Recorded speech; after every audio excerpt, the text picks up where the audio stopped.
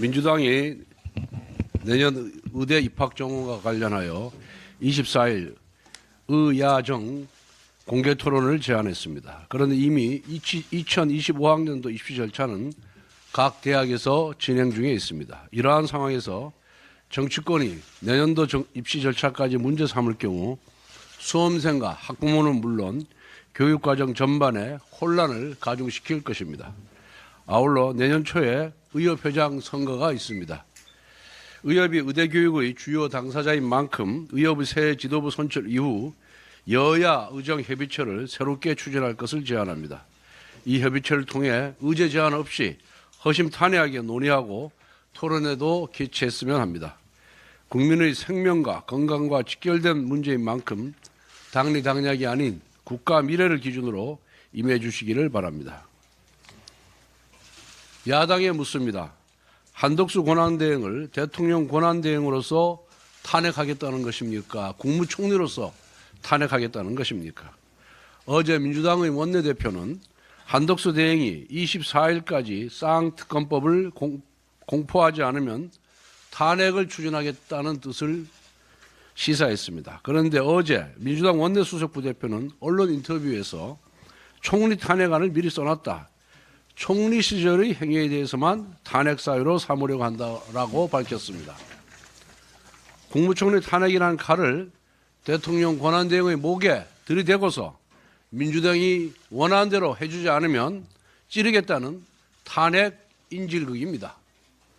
민주당이 한덕수 총리를 탄핵할 사유가 충분하다고 판단했었다면 그때 국무총리 탄핵소추안을 발의했어야 합니다. 그때 써놓은 탄핵소추문을 지금 사용한다는 것은 말이 안 됩니다. 그렇다면 야당은 탄핵했어야 할 총리에게 대통령 권한대행 직무를 맡겼다는 것인데 이것은 넌센스를 넘어 직무유기를 자행하는 것 아니겠습니까? 한덕수 대행의 탄핵 소추가 진행된다면 이는 명백히 대통령 권한대행에 대한 탄핵입니다.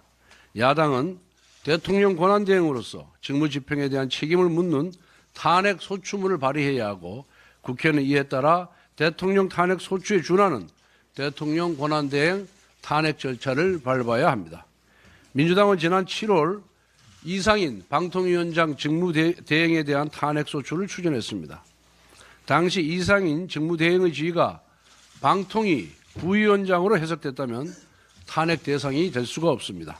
당시 국회는 이상인 직무대행을 방통위원장과 동일한 지위로 보아서 탄핵안을 본회의에 상정하였고 이상인 대행은 본회의 표결 당일 자진 사퇴했습니다. 이번에 한덕수 대행 탄핵 소추안이 발의된다면 이상인 대행의 전례에 따라 제적위원 3분의 2 이상의 동의가 필요한 대통령 탄핵 소추 절차를 밟아야 합니다. 국회가 한덕수 대행을 국무총리로서 탄핵한다면 이는 이상인 직무대행 탄핵 소추안 상정과 정면으로 모순되는 것입니다. 아무리 민주당이 헌법상의 탄핵 절차를 제멋대로 해석할지라도 우원식 국회의장과 국회 사무처는 이 부분에 대해 중심을 잡아주길 바랍니다.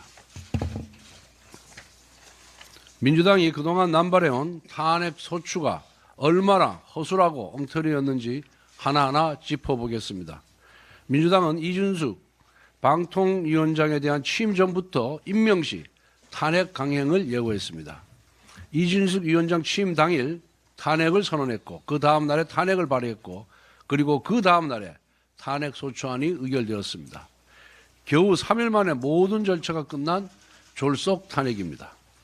최재해 감사원장 탄핵은 지난 17일 헌법재판소가 국회 측에 소추 사유가 불분명하다고 지적했습니다.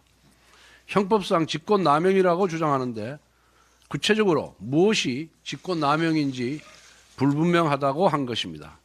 이창수 중앙지검장 탄핵 심판은 지난 18일 1차 변론 준비기일을 열었는데 고작 3분 만에 종료되었습니다.